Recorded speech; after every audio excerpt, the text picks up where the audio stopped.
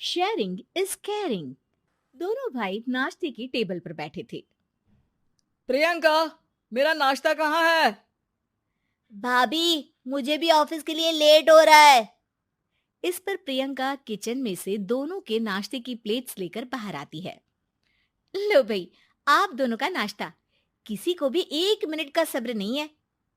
ये प्रियंका का ससुराल है, जहाँ कोई औरत ना होने की वजह से शादी वाले दिन से ही घर के साथ दोनों भाइयों की जिम्मेदारियां प्रियंका संभाल लेती है। दोनों भाई शांति से नाश्ता कर रहे होते हैं कि अंकुश अपने भाई की प्लेट से पराठे का एक टुकड़ा उठा लेता है।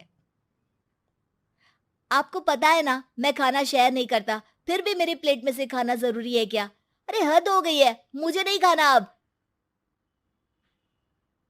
अंकुर गुस्से में नाश्ता छोड़कर टेबल से उठ खड़ा होता है। अरे, ये कैसा बिहेवियर है अंकुर? एक टुकड़ा ही तो है। एक हो या आधा, मुझे भूख लगी है तो ये सिर्फ मेरा ही है। उसे भी किसी के साथ शेयर करने बैठा तो भूखा नहीं रह जाऊंगा। अरे बाबा ठीक है, अब इस पर भी लड़ाई। दूसरा बना देती हूँ, पर प्लीज ऐसे खाना बीच में छोड़कर मत जाओ। इससे अन्न का अपमान होता है। ओ प्लीज भाभी, ऐसी कोई चीज होती ही नहीं है। आपके पास पैसे हैं, खरीदो और खाओ। अगर नहीं खाया जाए तो फेंक दो। अरे दुनिया में सब यही करते हैं। अंकुर बैग उठाकर ऑफिस के लिए चला जाता है, जिसके पीछे उसका बड़ा भाई मायूस सा घर में खड़ा रह जाता है। जिसने बचपन से सोने की चम्मच में खाया हो, उसे दुनिया के बारे में क्या पता होगा। वैसे गलती तो हमारी ही है। अगर कभी बचपन में ही सही गलत का फर्क सिखाया होता तो आज ये हाल नहीं होते। आप फिक्र क्यों करते हैं जी? भगवान है, वो जो भी करता है सबकी भलाई के लिए ही करता है। और जब वो चाहेंगे तो अपनी तरह से अंकुर भैया को भी सब कुछ सिखा देंगे। पत्नी की बात पर विश्वास कर अंकुश भी ऑफिस चला जाता है। सुबह से दोपहर होती है और अंकुर लंच करने ऑफिस के पास वाले रेस्टोरेंट में पहुंचता है, जहां वो एक साथ बहुत सारा खाना ऑर्डर कर देता है। सर, क्या कोई आपको ज्वाइन करने वाला है? नहीं तो क्यों? अब कुछ नहीं सर, ऐसे ही।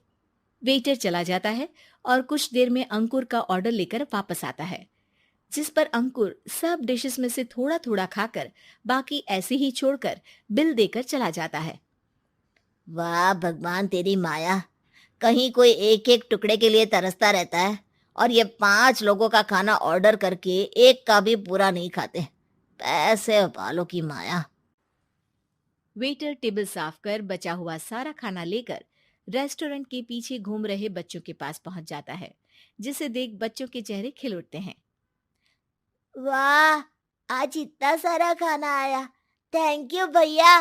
भगवान आपको खाने की फैक्ट्री बना दे। अगर ये फैक्ट्री मेरी होती तो तुम लोगों को कभी किसी का झूठा बचा हुआ खाना नहीं खाना पड़ता। चलो तुम लोग खाओ, पर ध्यान रखो किसी को पता ना चले, नहीं तो मेरी नौकरी चली जाएगी। इसी के साथ दिन बीतता है और रात को दोनों भाई एक साथ घर पहुंचते हैं। कुछ देर में सब डिनर करने बैठते हैं, जहां अंकुश अंकुर को समझाने की कोशिश करता है। अंकुर, अगर हमें लाइफ में सब कुछ मिला है, इसका ये मतलब नहीं कि तुम उसका गलत फायदा उठाओ, बल्कि तुम्हें उसकी मदद से दूसरों को भी मदद करनी चाहिए। भैया, जिनके पास नहीं है उनकी वजह मैं तो नहीं ना। और ऐसे बहुत लोग हैं जिनके पास सब कुछ है। इसलिए अगर मैं एक इंसान कुछ नहीं करूंगा तो कोई फर्क नहीं पड़ने वाला। तुम्हारे भैया बस एक चीज समझाना चाहते हैं कि जिस चीज की हमारे पास कमी नहीं है, उसे बर्बाद करने से अच्छा है कि लोगों के साथ शेयर करें। इससे हम सिर्फ सामान नहीं, खुशियां भी बांटते हैं, और इसमें तुम्हारा ज्यादा कुछ तो जाएगा नहीं। भैया भाभी की बात सुन अंकुर कुछ बोले बिना उठकर चला जाता है।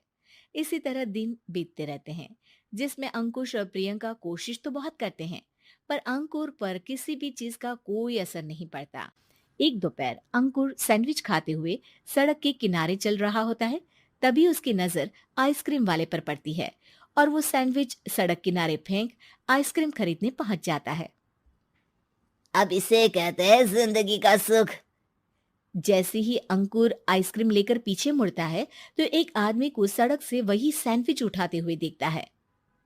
वो आदमी बहुत कमजोर, गरीब, जैसे बहुत दिनों से खाना ना खाया हो वैसा लग रहा था। अंकुर उसके पास जाकर खड़ा हो जाता है। उसे देखकर आदमी सैंडविच अंकुर की तरफ कर देता है। आपको भी खाना है क्या? क्या हम इसे आधा आधा कर ले? मुझे बहुत भूख लगी है। वो मेरा ही झूठा सैंडविच है। तुम दूसरा खरीद कर क्यों नहीं खा लेते? इसे क्यों खा रहे हो? अरे भैया, अगर खरीदने के पैसे होते तो 4 दिन से भूखा नहीं घूम रहा होता। हैं? क्या? तुमने 4 दिन से कुछ नहीं खाया, फिर भी इस आधे सैंडविच को मेरे साथ बांटने के लिए तैयार हो गए? क्यों? अरे भैया, पैसा नहीं है तो क्या हुआ, इंसानियत आज भी उतनी महंगी नहीं हुई, और ना ही उस पर अमीर गरीब का टैग लगा है जो हम उसे रख ना सके। पर अफसोस, आजकल लोगों के अंदर पोषण, खून या विटामिन से ज्यादा इंसानियत की कमी होने लगी है। आदमी की बातों से अंकुर को समझ में आ जाता है कि वो आज तक कितना गलत काम करता आ रहा था।